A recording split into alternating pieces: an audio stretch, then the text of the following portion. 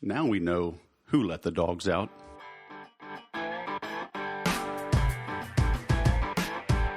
Hello, my friend, and welcome to the 238th episode of the Sales Podcast. I'm Wes Schaefer, the Sales Whisperer, your host.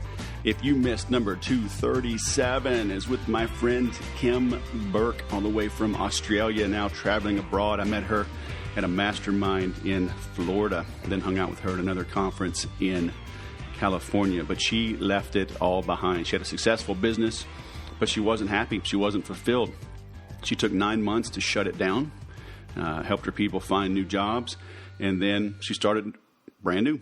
She's traveling the world now, living life on her own terms. She went from, asset rich and cash flow poor to now cash flow rich. So go check that out, thesaleswhisperer.com/session 237. Today we've got Mr. Anthony Amos. He's also from Australia, and I also met him this mastermind that I joined back in January. So great story. He drops a little language here and there. That's what these Aussies tend to do. He is an energetic guy, but he's got a great mission, a great cause. So you are in for a great episode. So please stick it out through a little potty mouth here and there. It's not all that bad. But hey, in other news, if you are also looking to turn things around, if you are looking to grab life by the horns, if you are tired of being asset rich and cash flow poor, or even asset poor and cash flow poor, invest in yourself and invest in the Make Every Sale program. MakeEverySale.com. One-time payment, lifetime access, real-time access through our private Facebook group. You get responses and feedback very quickly, a lot of times immediately. I'm usually online. So if you've got a question, wondering how to handle a sale, wondering even feedback on landing pages and content and what have you, you can get the help. Stop trying to do this alone, which is what I see far too many entrepreneurs doing. And I've honestly suffered and endured through from time to time, thinking I'm alone, thinking nobody understands my situation, thinking I can't afford help. The reality is you can't afford not to get the help that you need, not to get feedback, not to get advice and input from others. And others have been there, okay? You're not alone. You know, getting beat up at work, getting beat up by prospects, being asked to sharpen your pencil. I mean, we've all been there and done that. So there are some things you can do to overcome objections. There are a lot of things you can do to prevent the objections from ever coming up in the first place. That's where I spend the bulk of my time, helping you see around the corner, right? See over the horizon so you know what's coming, so you can prepare.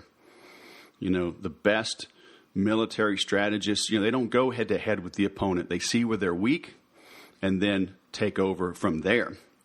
And, and the ultimate goal, even in war, is not to beat up your opponent, not to totally decimate them. It's to take away their will to fight. And your prospects, like it or not, they see this as a battle. You're showing up seeking to serve, you're wanting to help, but the prospect is beat up. Their defenses are up, their guards are up, because they've been lied to, they've been abused, they've been mistreated by salespeople historically. So they're prepared for battle. And then you're wondering, why is everybody so mean? Why are these people so untrusting? Why is it so tough to get information out of them? I need this info so I can help them. So, you're showing up with flowers, and they're showing up, with a big castle and a moat filled with alligators and a drawbridge and pouring boiling oil on your head. And you're wondering, why are they doing this to me? And that's why. So we as salespeople have to adjust how we sell to match the buying preferences of the customer. Okay, that's what we get into in the Make Every Sale program. So head on over, makeeverysale.com, enroll. If you have questions, hit the contact us. You can schedule a free 15-minute conversation with me, and I will help you assuage all of your fears. But fear not, my friend, and fear no sales call. Now let's bring on Anthony from Australia. Anthony Amos, Bathe to Save, hydrodog.com founder, my friend from down under, but hanging out in St. Petersburg, Florida. Welcome to the Sales Podcast. How the heck are you? G'day, mate. How are you, Wes? I'm very happy to be on your show. You know, like I said before, 17th time is a charm, man, but you are worth the rescheduling, the technical issues, because you got a story my listeners need to hear, don't you? Oh, stop it. More. Yes, there's a bit of a story here, mate, that's for sure. There's definitely a story.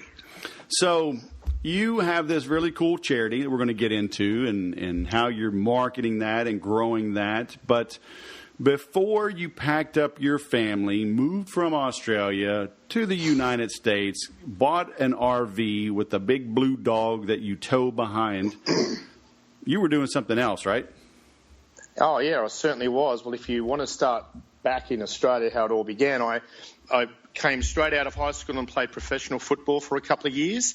And in the off-season, look, the thing is, as an entrepreneur, Wes, as you know, it's difficult to be told what to do. Right. And professional football, that's the number one thing. I would have been terrible to go into the forces, just being told what to do. And I know that's where you've been, but it's difficult for me to sort of know what I need to do. And it's hard to explain it sometimes. But when you're sort of pushed into a particular area by authority, sometimes if it's the wrong personality, you arc up a little bit about it.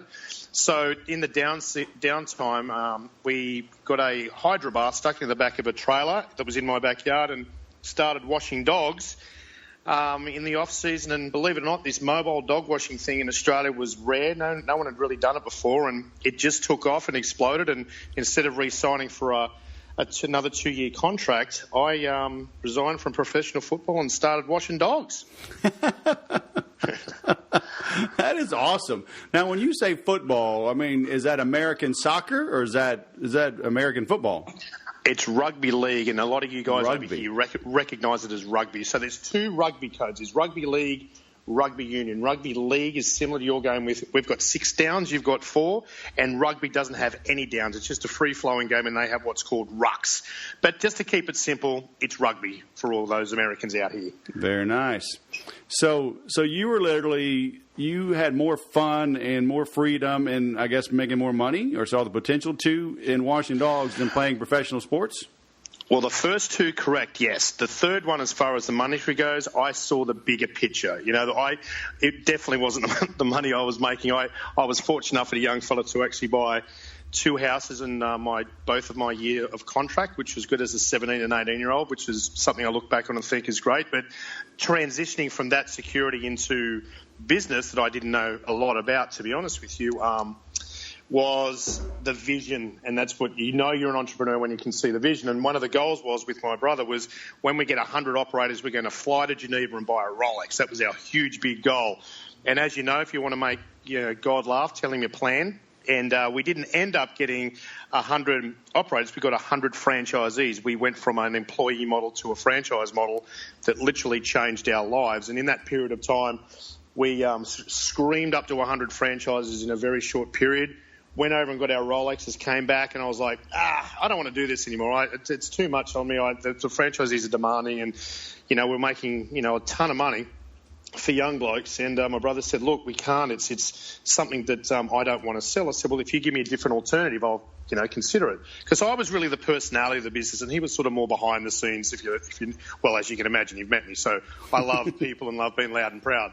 So what happened over that time, we built what's called a master franchise system, which basically someone comes in and takes every state and territory as an owner, then they look after all the franchisees. So that happened. I loved that model so much, whereas it was like having 7 different, intellectual business partners that created wonderful opportunities for all of us to be on the same page and grow the business rapidly. So that was great. But then 2 years after that, I'm like, I want to sell again. So then we got into some big property deals, and we were building a Ramada Resort up in Mackay, $100 million Ramada Resort. What do you do when you make a ton of money? You go into property development. So we capitalised massively before the crash, but unfortunately we were caught right in the middle of the crash because the funder was an American company that had the money that was helping our development, and they couldn't roll the money over. It was frozen and we couldn't take it out. So we ended up stuck with a ton of land. That ended up being okay a few years down the track, but right at that time, there was nothing we could do. So my wife said, let's go to America. We came over here, started up Hydrodog again, got our business partners, everything was going great. After a year of setting up to be a franchise, I went back to Australia for a funeral. When I got back, my partner said, we're leaving too much money on the table. We don't want to corporatise anymore. We don't want to franchise anymore. We want to corporatise. And I'm a franchise guy. I don't want to be a corporate guy. You know me, Wes. The last thing I want to do is be involved in corporate. So I told them, you've got to have skin in the game. We tried to have employees when we first started, but when it rains, they don't get out of bed. They get drunk Friday night. There's no way they're going to turn up on Saturday doing 20-dog day. When the women get pregnant, they just walk away from the round, because their priority is their baby. So we know that you've got to have skin in the game, and franchise is perfect for this business model. Perfect. So anyway, we went through a buyout, which was great, and then I was able to start another couple of companies, invest in a few, and things were going pretty good. And then a year and a half later, they rang up and said, look, you were right, we should have franchised. We're going to liquidation. You want to buy the company back. Possibly one of the most exciting days of my life, outside of my marriage and my 3 kids.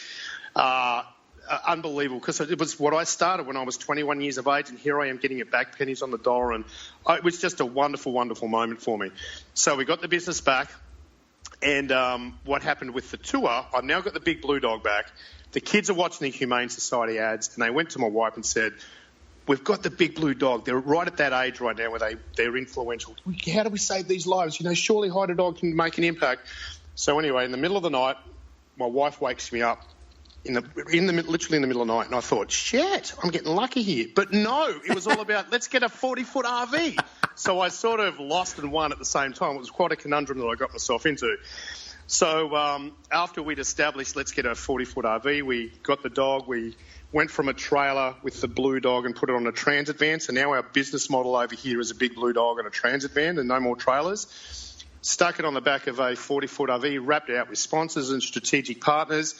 And this is the pitch. We now are travelling 50 states, 200 cities, washing dogs at shelters and events, raising awareness for animal adoption and animal rescue. We want to raise $1 million and save over 30,000 dogs' lives.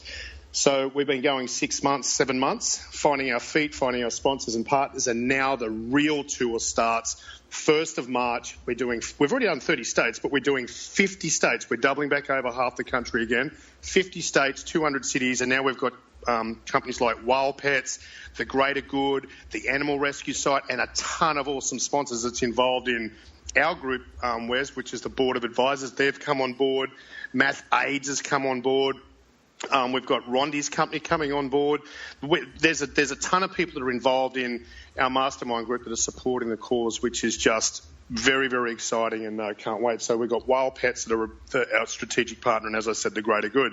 So with all of these guys, they're helping us make this become a reality, and we've just started to do our e-commerce and making everything feasible so we can maintain the next 12 months. And you can go to the Bathe to Save website and go to shop. We've got some great jewellery and shirts, and everything's on there. So our goal is to raise $1 million for the animal rescue. At the same time, we're going to everything that we raise through the e-commerce is going to support the tour 100%. So the next 12 months, digging in deep, mate, and just getting out there and making a big impact.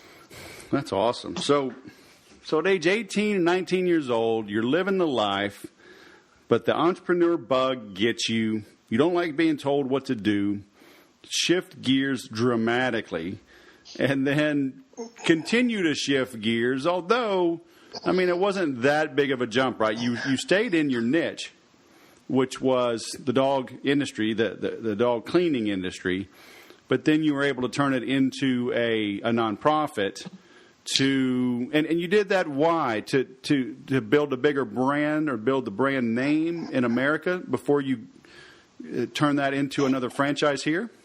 Well, just to be clear, what happened was the partners that I got originally came in and didn't do justice to the brand. So there was some damage control that really needed to take place anyway. But having the opportunity of building the dog onto the back of the van, we had to go through a big transition period, which we still are. And I thought, let's front end the company and do some good. Let's give back. Let's raise $1 million. Let's really get into the shelter world. And let me tell you what was one of the biggest naive God, situations I've put myself in is thinking I knew the rescue industry because I've been involved in the pet industry for 20 years. But it's a completely different industry. It's chalk and cheese to politics, the groups. You know, everyone in this space is just so committed to rescuing dogs. And I'm going to tell you something now that the average person wouldn't know, that we've learnt deep within our core of the rescue and adoption world. Today, there's a movement that's going on, and we've seen it from when we started, and we haven't even been doing it 12 months. It's rapidly getting so much momentum. If you are a rescue owner, you have two things that other rescue people don't have. One, you've got a story, whether it's your story of rescuing the dog or the story of the shelter that they gave you about the dog that was rescued. That's the first thing. The second thing is you saved a life. You actually saved a dog's life. So forever, you have a massive contribution to this world of doing something so beneficial for, you know, the animal world. So you've now got a story. Now you've got your dog that you've saved. The pure breeds of the day used to have an incredible story. Oh, my goodness, this German Shepherd, his lineage and his father's a champion. These people in this rescue world don't give a shit about that. They're going to say, well, why didn't you go and rescue a dog? Why would you pay all that money to get a dog? So this is how the rescue world sees it, that there's a little bit of bias or what's the word I'm looking for? You know, when a little bit of racism, because you just want a German Shepherd. Why wouldn't you want any other dog? Now, if you think about that for a second, it's somebody that wants to actually have a particular breed. It's a very harsh word saying that someone's racist because they just want a German Shepherd, but there's that mindset from the rescue world that sort of have that sort of feeling. Now, when that same German Shepherd, let's just say the owners put it into a shelter and it comes through as a rescue, that dog is never seen as a German Shepherd ever again. It's seen as a rescue dog. Oh, where'd you get your dog from? I got it from such and such shelter. It's now a shelter dog. It's not a German Shepherd anymore. So these people, that in God love them, like I support them like you would not believe. But their argument is there are so many dogs out there that can be saved. Why not come in and be a part of this incredible cause that we're all living? We've got our story. We've saved a life. And that's what's really happening in so many places. There's that movement. It's not that they get shunned because everyone still loves the dogs. There's just not that they don't have the story and they didn't save the life. Do you see how there's sort of that contrast that's happening in this space? And that is massive. The movement is huge. Right. But aren't some people afraid of, like, they don't know the history of the dog, and maybe the dog, you know, was beaten or skittish or whatever, and maybe that's why they're afraid of getting a rescue? You know, it's a good question, I guess. I just know that, you know, once you get into this rescue world, your mindset changes. People see these dogs that are behind these bars that want a loving home, and oh my God, the amount of times that kids have cried when we've left the shelter is just, you don't know how to console them because you look at it and think, we can't take them all with us, you know, and you look at their little face and you just hope that they're going to get rescued. But what we're actually doing, Wes, which is just my heart, I think I'm honestly changing within myself of having this much bigger empathy of the whole situation. And our typical event goes like this. We'll turn up to the shelter Friday morning, 4:30, to get the news crew live that do those backwards and forwards a couple of times where they actually get us into the studio and backwards and forwards. You know how they do those live Sure. events? So that happens from about 5:30 to about 6:30. They then go and we stay behind and we watch every single shelter dog in that shelter, whether it's 5 dogs, our record is 73, and we go all day and watch every single one. People are now coming down to these shelters when they know we're there because they want their dog washed in the big blue dog and they want to meet us. So this adoption rate is starting to really escalate because we're coming in and having a big impact in the environment and making a big difference. So that happens on that Friday. Then on Saturday, we'll go to an event that's been organised or we dovetail into, and we wash dogs. We're the first ones there. We're the last ones to leave. We wash dogs all day. We charge $20. And that, with the combination of the greater good, getting donations for that month as we lead up to that event, we combine it together. And we do anything from a $3,000 check to a $15,000 check, which is another media opportunity. But that's typically what it looks like with us going around the country as we hit all these events and shelters. So on Saturday, is when you charge. And so the shelter that you were at on Friday is the beneficiary of the recipient of the funds you raise on Saturday. That's exactly right. And just to be clear, the greatergood.org are our 5013C. So all the money we make goes directly back to the Greater Good. They package it up and then they give grants back out to that particular shelter. So it's all done within the guidelines and security of the actual shelter world. Right. Very cool. So how do you keep the lights on? Okay, so we've been doing a hell of a lot of our own self-funding over this period of time now. We've got our sponsors and strategic partners on board. It's definitely helped within that realm. The long-term goal is that when the tour's over in 12 months, HydroDog then comes in and picks up the pieces. And what I mean by that is the actual legacy of the Bathe to Save tour of saving all of these dogs now jumps back into the responsibility of the HydroDog operators. So when you become a franchisee, 1 day a month, you go to that shelter that we've created the relationships with across the country and wash their dogs, have a little event. All the people that come down that want to adopt, you're washing them and interacting with them, and you give up your time for the give back. Now, what we've estimated is if you put this into real terms, Australia has 200 big blue dogs in that country. There's 20 million people in Australia. These are just rough numbers, of course. Here in Florida, there's 20 million people. So we have the same amount of it in Australia as what we do in Florida, and there's 200 of them. Now, if you put another 49 states on top of that, now all of a sudden you've got yourself thousands of these big blue dogs. But let's just say that there's, 500. So if there's 500 big blue dogs and 1 day a month, every single one of these operators are saving 2 dogs a month. You see the math? Like that in itself is crazy numbers with ridiculous low effort of having HydroDogs and having operators only saving 2 dogs once a month. Right. That's 1,000 dogs a month. To me, those numbers are so awesome because we've now generated the excitement, the families loud and proud. Okay, there's no question we put a huge sacrifice on what we would normally be doing. There are great times, I must admit, when we go to places and see things, but travelling in this and living in this, you can just imagine putting your whole family in a 200 square foot home and living in it for the next, 18, 19 months. There are testing times. There's 3 teenagers, 13, 12, 11, 3 rabbits and a dog, and my beautiful wife, of course. But that commitment really shows everybody that wants to get involved with HydroDog long term of keeping the Bathe to Save adoption and rescue, name alive. We just don't want it to peter out after we've done our 18 months. We want to keep the legacy moving. So HydroDog then transitions, washes and, completes all these tasks that are going to be there for them for the shelters. And what these owners are going to see is the people that started the business with Rachel and myself. As a family, we were so committed to the cause and the business. We went around to every state and territory. We raised $1 million. We saved over 30,000 dogs' lives. So when the tour was complete, you're going to have people looking at getting into the pet industry. They're going to go, well, let's look over here. Should I consider going into the HydroDog franchise where they've raised $1 million and saved all these dogs' lives and the owners went around the country creating the brand? Or do I look at these other 5 over here that I'm just going to be buying a business and doing a transaction, being a part of a good franchise? But if you look at the culture and the legacy that we've created, we're now putting ourselves into a different position for people wanting to be a part of such a great organisation. Right. Very smart. So how is funding or franchising similar or different in the U.S. versus Australia? Wes, where do I start? I nearly swore then. I don't know what audience you've got, but I went close. In Australia, we have one franchise agreement that covers all 7 states and territories. The whole country has got one agreement. The United Kingdom has one franchise agreement. America has something like 23 different ones or 33 different ones and 10 the same.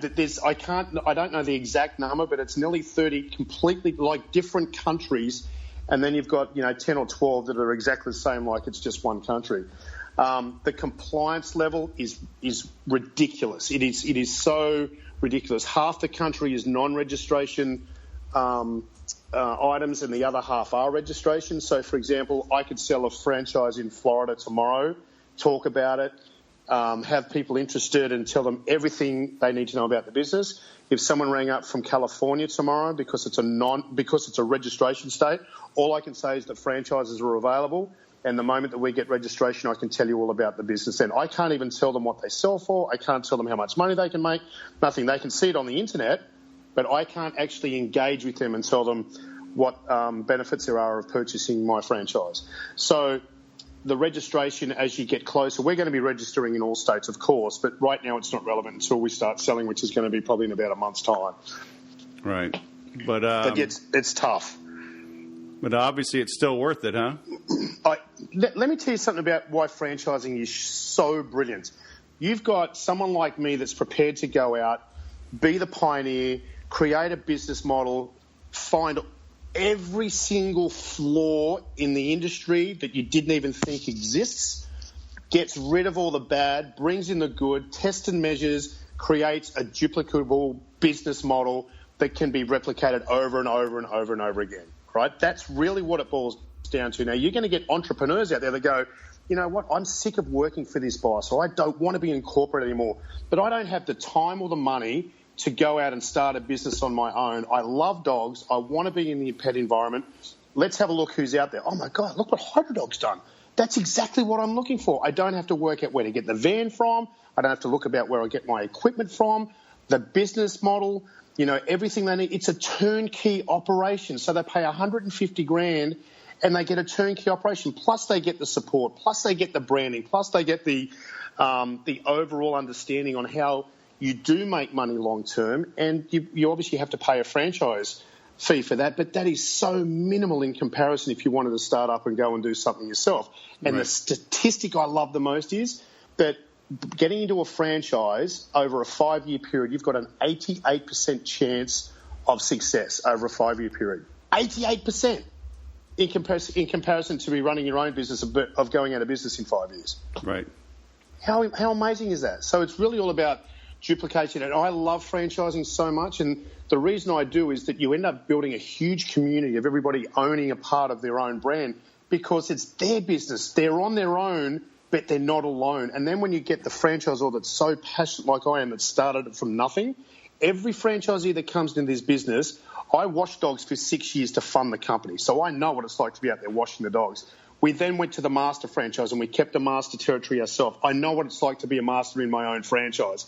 Then we ended up selling the business. So I know what it's like to sell a franchise system. So anybody that comes in, whether you're a master franchise that wants to buy a state or a territory off me, or whether you want to buy an individual franchise, I've done everything right across the board when somebody comes into this business. And that's the difference of having a franchise model that can relate to people that don't want to go out and start for themselves. And they're still not going to be sure if they're going to make it. I mean, obviously, if you've got drive like I have and you want to be an entrepreneur, of course you're going to make it. Nothing's going to stop you. But if you're in that conundrum where you need money and you've got to transition from your work into a franchise, you haven't got 2 years to, eat baked beans to build your business.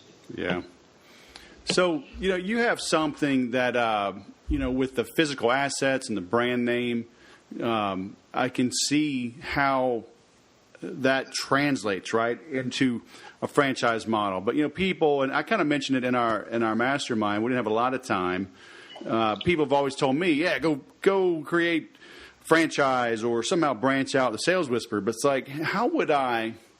Like, I'd have to take everything that's in my brain, put it down in a notebook, right, and have this formal process that I teach somebody. How would I certify someone that they are Sales Whisperer certified to even think about franchising? All right, so this is the easiest way to understand whether you've got a business model that can be franchised and if it's either a franchise or a license, because people think, you know what, I don't want the headache of franchising, I'm just going to license.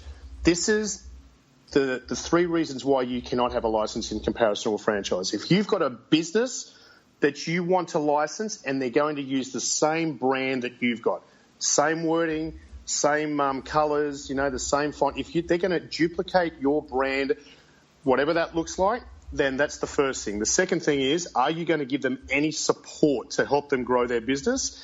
And the Third thing is, are they going to pay you any more than $500 a year as a franchise fee? Now, you wouldn't be charging them anything less than $500, even if they were a license, because that's crazy. How do you make $500 a year work? So obviously you want them to have brand awareness and to duplicate the brand, because that's what ends up selling businesses at the end of the day, is the actual brand itself. And I know that too well, branded intellectual property. And the third thing is your royalties want to be at least 10% of their gross. So, all those three boxes get ticked. So let's just get rid of the license to start with. If you're going to do those three things, it has to be a franchise. If you've got a business that you can duplicate, if you've got all the training manuals written down from A to Z of what somebody has to do, and you've got all your intellectual property hooked up, and you've got all your brand awareness in a little basket, and you can duplicate that, and look, people come and say to me, how long do I have to have a business up and running? How long does it need to be? You only need to be up and running for 6 months if you can show that the business model can be successful with those three things, and that it's generating enough income in that period of time to know that you're going to be going forwards and not backwards. If you need 12 months, maybe a fish and chip shop on the corner, after 6 months, you're going to get an idea of what's going to happen if you maintain that same model for the next 12 months. You could probably nearly franchise that straight away. The difference is some people believe that you need to get 2 or 3 or 4 prototypes out there. Like let's use that young lady that had the food truck. Right. The most insane thing I heard somebody say is, rather than franchise straight away, get a second and a third and a fourth truck out there. Okay, let's think about that. You're going to have to go and get capital. You're going to have to go and get other people to run it. And then all of a sudden now you've got a model where you're now working for that business and not on that business. And the biggest part is you're going to have to give up equity to actually make that business work. This is why franchising is so brilliant.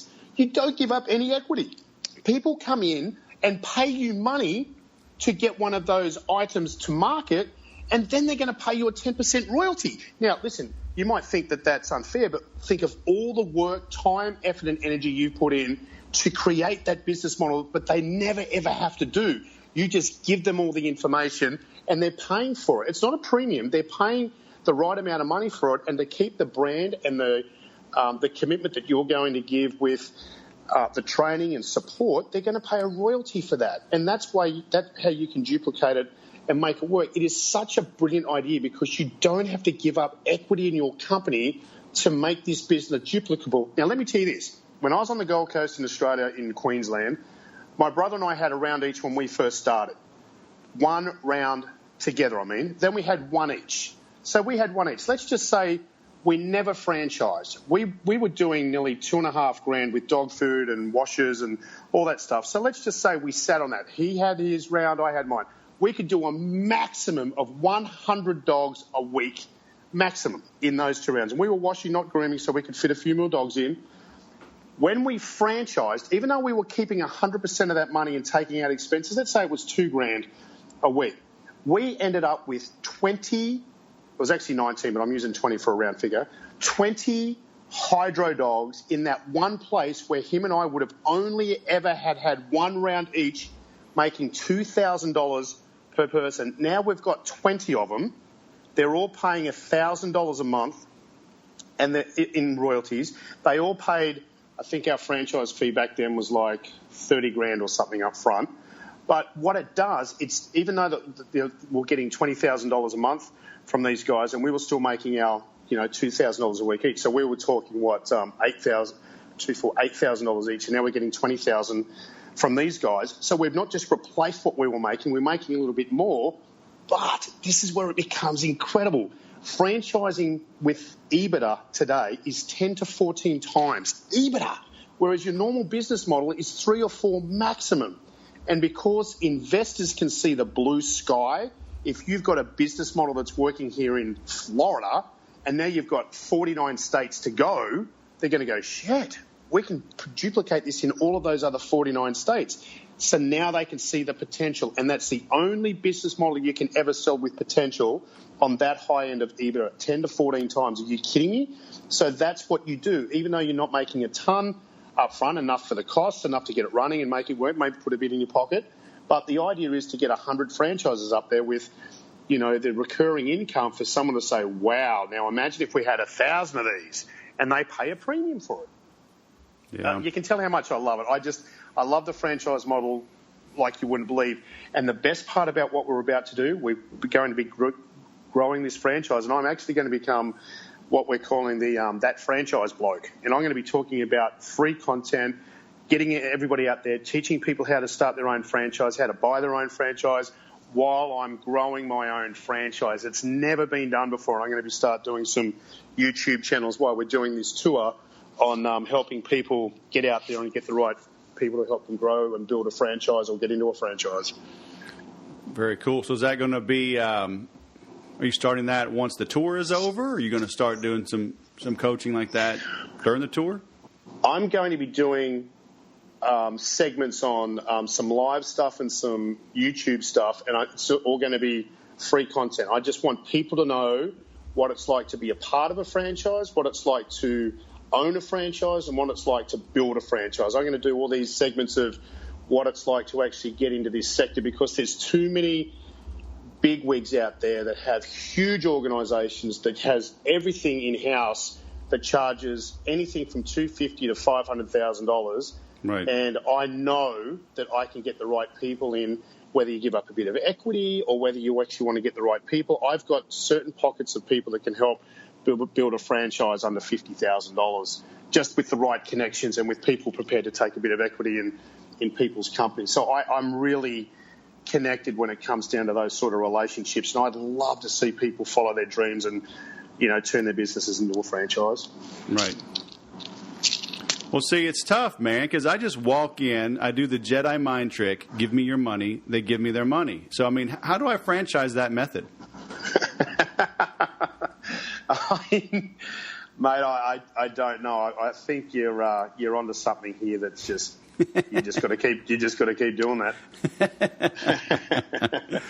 Very nice. So I've got your two websites. We'll link to. Where should we send people though? Is it you want to start them with Bathe to Save? Is that the best place? Yeah, I think right now, as far as raising the money and making this tour a reality and saving all these dogs, you can go to the website and do two things. You can go to the website and go to the shop, bathe2save.com, and you can click shop, or bathe2saveshop.com, and there's unbelievable shirts and jewelry and everything that will help support the tour. Then you've got a donate button that you can actually donate directly, and that goes straight to the greater good. So there's two options. You want to help the tour get along, you want to donate directly to the shelter. There's both options to do that. So that's really where the focus goes. Anybody, obviously, that's interested in a franchise, just private message me or jump on the Hide a Dog website and check it out. And we're literally going to be getting people to come in and support the legacy of the Bathe to Save tour by keep rescuing and creating awareness for animal adoption. So all of that, it's a massive tie-in with each other. But we just want to get out there and really make an impact of saving as many dogs as we can. That'll kick all this off. So are you actively selling franchises now in the U.S.? So our FDD is about 2 or 3 weeks away from being complete. But the answer is anybody that inquires now, especially in the non-registration stage, I can let them know when we'll be ready, when we can be going. So the answer is yes. People can start, reaching out to me now and start talking about where they live and whether or not we can start putting some big blue dogs out their way. Okay, well, and actually by the time this goes live, because it'll be a few weeks before I publish this one, but I will move it up just to help you get as much press as you can. But great. So that it may be live by the time y'all listen to this. So head on over to bathe2save.com, right, and we'll link to that in the show notes. And then, all of your contact info and social media, everything, they can find you through there, right? Yes, absolutely. Okay. All right. Sounds good. Anthony Amos, bathe2save.com. Thanks for coming on the Sales Podcast. Thank you, Wes. Absolute pleasure, and you're a bloody top bloke. I bet you say that to all the blokes. Good on you, mate. Cheers, mate. Happy days. See you, bye. Happy days indeed. What you heard from Anthony there is exactly what you get. This guy is a bundle of energy. He's a joy to be around. Super optimistic. Got to meet his kids, met his wife, and they are all in. As he said, they self-funded this. to make it grow, to rescue these dogs. And, if you've never had a rescue dog, I'd encourage you to try it out. I got my first rescue dog. I was still in the Air Force. I was single. I was living in Southern California, and I got a dog. It was a mutt. And that thing, it was like a small German Shepherd kind of mix. But it would climb the fence and sometimes get stuck.